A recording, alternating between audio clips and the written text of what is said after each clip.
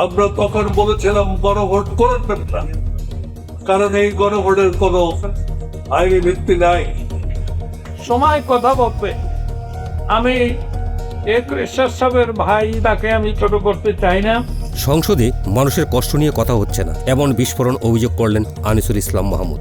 তাহলে সংসদে আসলে কি হচ্ছে জানলে অবাক হবেন। ঢাকার গুলশানে ঈদ পূর্ণমিলনী অনুষ্ঠানে জাতীয় পার্টির চেয়ারম্যান আনিসুল ইসলাম মাহমুদ সরাসরি বলেন, নতুন সংসদে মানুষের দৈনন্দিন কষ্ট, তেলের দাম, জীবনযাত্রার সমস্যা এসব নিয়ে আলোচনা হচ্ছে না। বরং তিনি অভিযোগ করেন সংসদে সময় নষ্ট হচ্ছে জুলাই সনদ আর গণভোটের মতো বিষয় নিয়ে, যেগুলো কোনো আইনি ভিত্তি নেই বলেও দাবি করেন তিনি। তার ভাষায়, এই পার্লামেন্টে দিয়ে সব রিফর্ম সম্ভব, গণভোটের দরকার কি?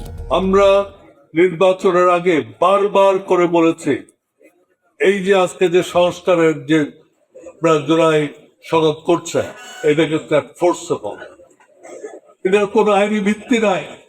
আমরা তখন বলেছিলাম গণভোট করবেন না, কারণ এই গণভোটের কোনো আইনি ভিত্তি নাই। তিনি আরও বলেন, বিশ্ব পরিস্থিতি অস্থির, জ্বালানি সংকট বাড়ছে, তাই সরকারের উচিত এসব বাস্তব সমস্যা নিয়ে কথা বলা।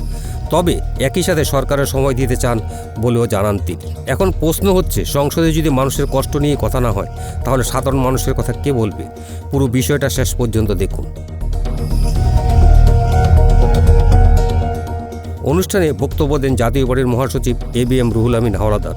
তিনি প্রধানমন্ত্রী তারেক রহমানের প্রশংসা করে বলেন, ক্ষমতায় গিয়েও তিনি সাধারণ জীবনযাপন করছেন, অহংকার নেই, মানুষের সাথে সরাসরি কথা বলছেন। তিনি আরও বলেন, সরকারের 1.5 মাসের কাজ ইতিবাচক, তবে গঠনমূলক সমালোচনা চলবে। একই সাথে সাবেক ডক্টর ইউনূস সরকারের কঠোর সমালোচনা করে বলেন, গত 18 মাসে নানা অপকর্ম হয়েছে, এমনকি হামের টিকা না দেওয়ার কারণে শিশুর মৃত্যুর ঘটনাও ঘটেছে, যার তদন্ত দাবি করেন তিনি।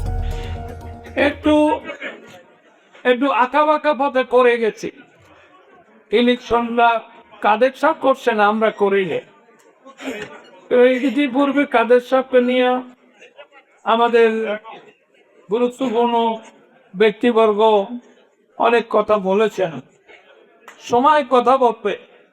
আমি এক রেশার সাহেবের ভাই, তাকে আমি ছোট করতে চাই না। সব মিলিয়ে একদিকে সরকারের প্রতি সমর্থন, অন্যদিকে সংসদের কার্যক্রম নিয়ে তীব্র প্রশ্ন তুলছে জাতীয় পার্টি। এখন আপনার মতামত কি? সংসদে কি সত্যি মানুষের কষ্টের কথা বলা হচ্ছে না, নাকি এটা শুধু রাজনৈতিক বক্তব্য?